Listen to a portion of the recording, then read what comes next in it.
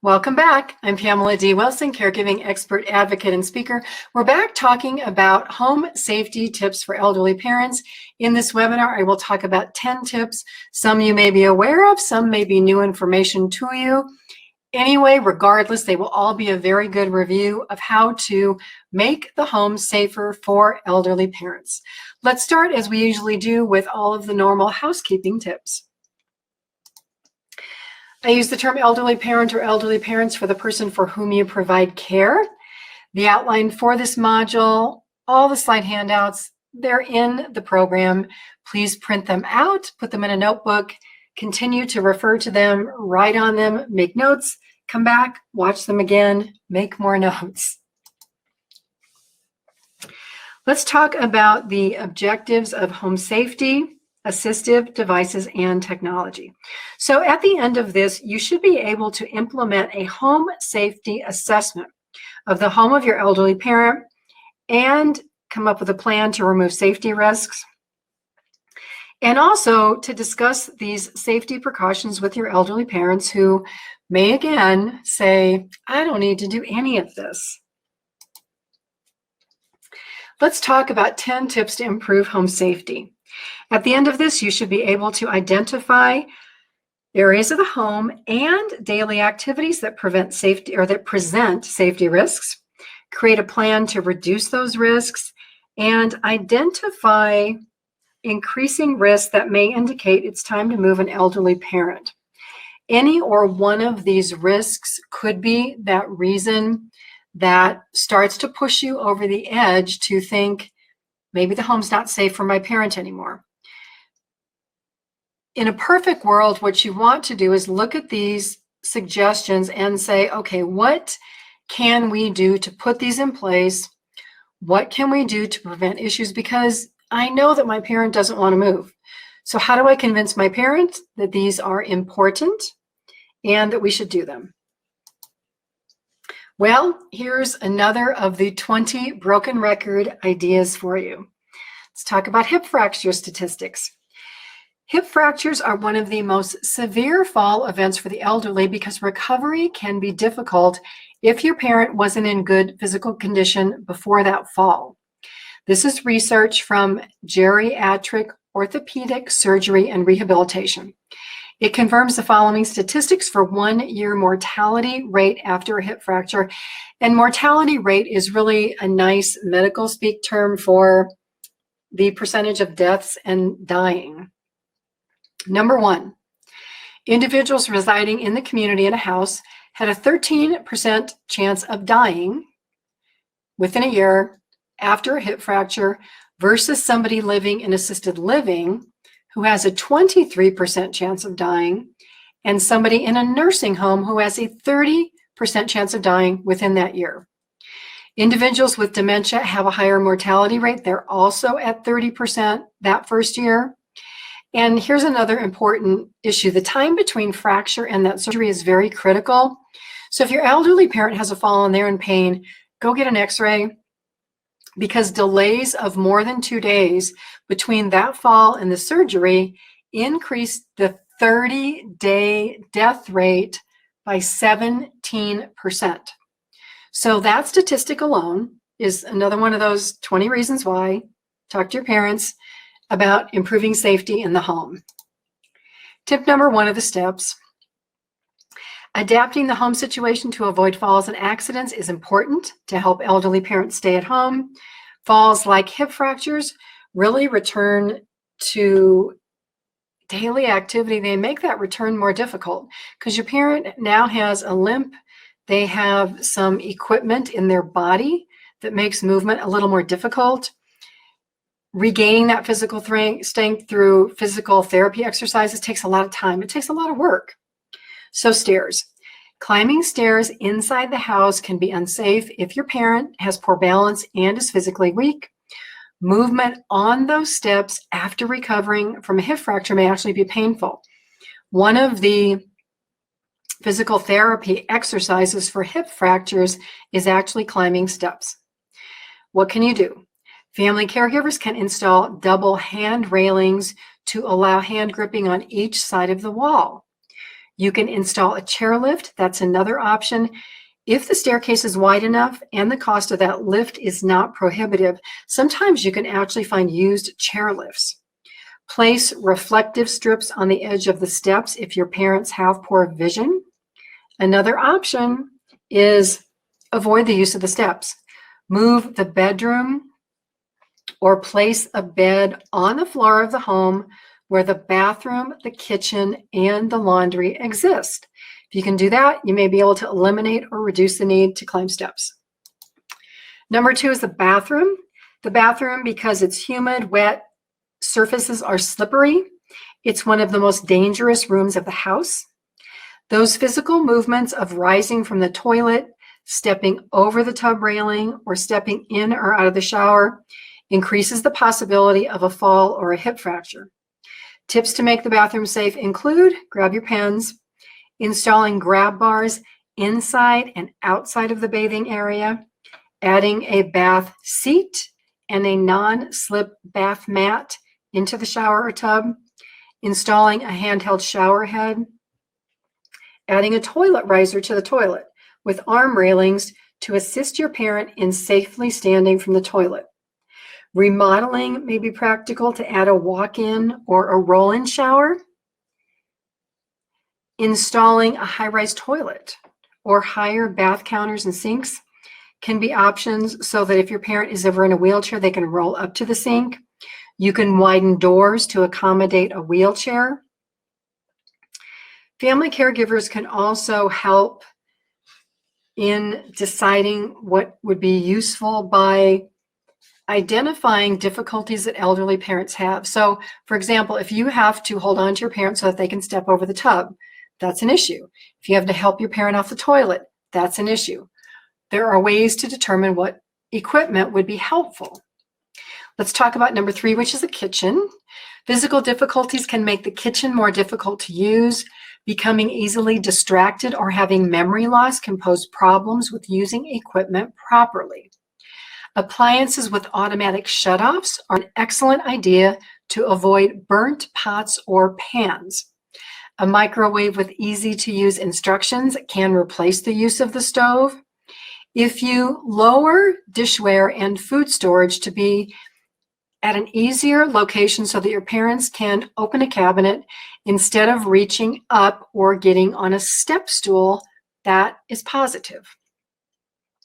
For easy cleanup, you can add a hand sprayer to the sink and a dishwasher if one doesn't already exist. If you don't, I recommend putting smoke detectors in the kitchen and other places in the home. Remember to replace those batteries in the spring and fall when we turn back the clocks and set the clocks forward.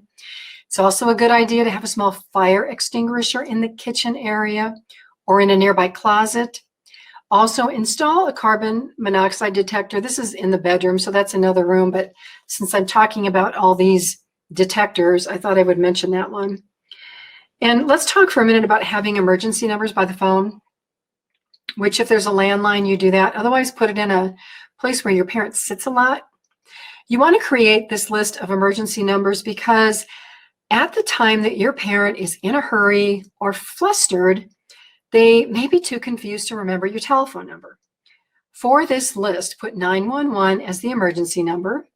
Poison control is 800-222-2222.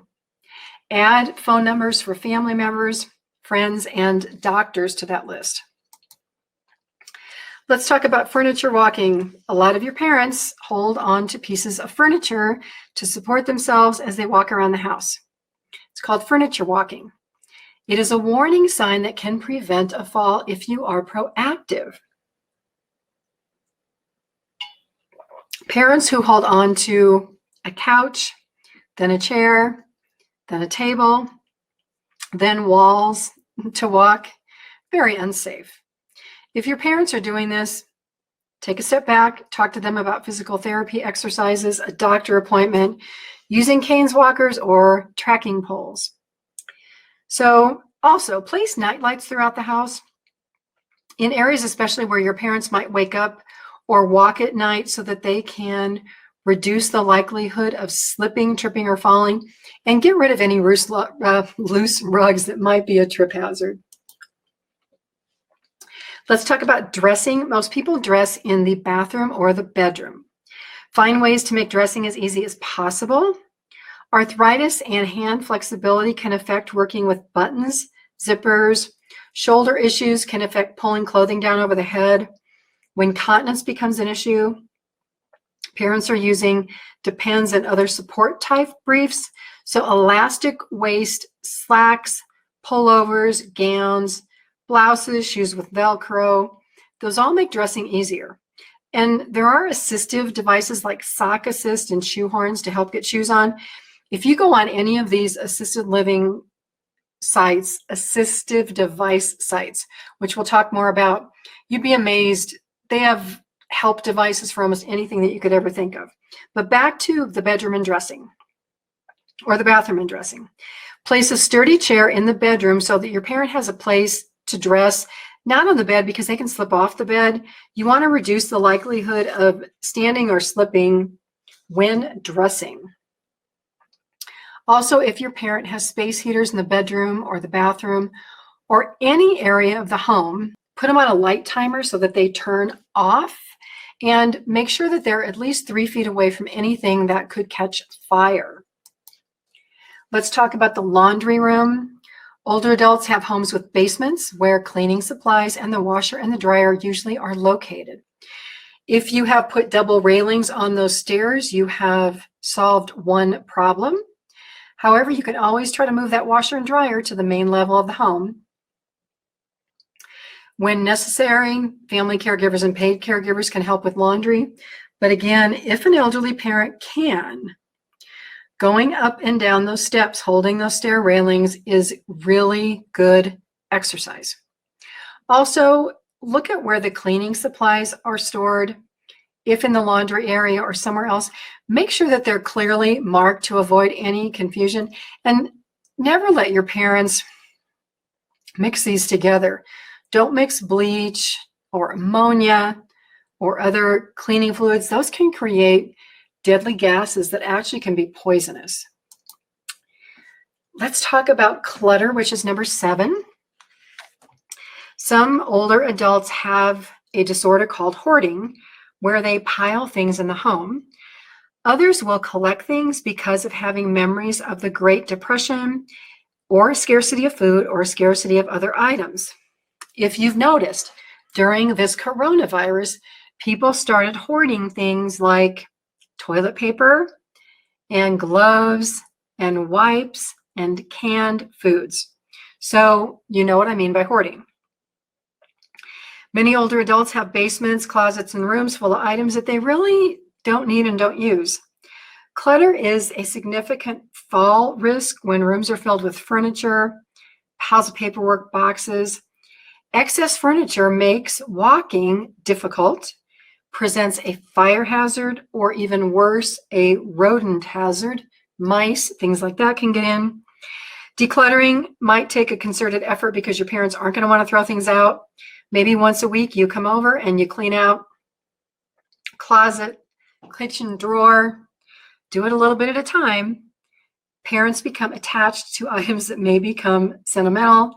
Remove those items, throw them away, donate them when they're no longer needed. Number 8 is safe access to the house.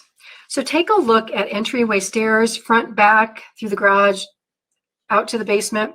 Make sure that you've got those double railings installed. You can also install what's called a handle grab bar on the outside and inside of doors to help parents have something to hold on to when they're going up that step or going down that step, because that is a very frequent place for falls. Put a lockbox on the outside of the house where most people won't notice it, so that you as a family caregiver have access if the phone's not answered or if you show up and your parent's not answering the door. Just a good idea so that you don't have to break into the house. And then number 9 is pets. A lot of older people have pets. While pets are definitely our best friend and they are great companions and they can be a comfort for an older adult, you want to make sure that a pet is not the cause of the fall. Consolidate things for the pets. Create an area for a pet bed and pet toys so that they can be grouped and they're not all over the house. It's easy to trip on a dog toy. Put in a dog door if possible so that the dog can go in and out and isn't relying on your parent to get up and let them out, because that does become an issue when you've got dogs and cats urinating in the house. Cat boxes are not cleaned. It can become a real hygiene issue. Set up dog bowls for food and water in an out-of-the-way location. You can get automated dog bowls for food and water that can help if your parent ever forgets to feed or water the dog. If needed, you can hire a pet walker, somebody to ensure that food and water is out every day and the dog gets a good walk. And I'm asked this question very commonly: should we get a companion pet for an elderly parent? My response is usually no, unless you plan to take care of that pet and have the pet join your family. If your elderly parent is having difficulty taking care of him or herself, adding another responsibility isn't usually a good idea. It's not fair to the pet. It's not fair to your elderly parent.